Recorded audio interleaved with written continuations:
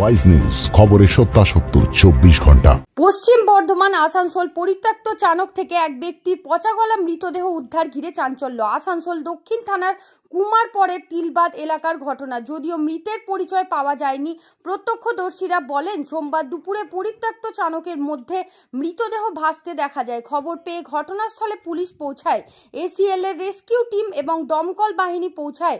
শেষ পর্যন্ত এসিএল এর রেস্কিউ টিম এবং দমকলের চেষ্টায় মৃতদেহ উদ্ধার করে পুলিশ মৃতদেহটি ময়নাতদন্তের জন্য আসানসোল জেলা হাসপাতালে পাঠানো হয়েছে।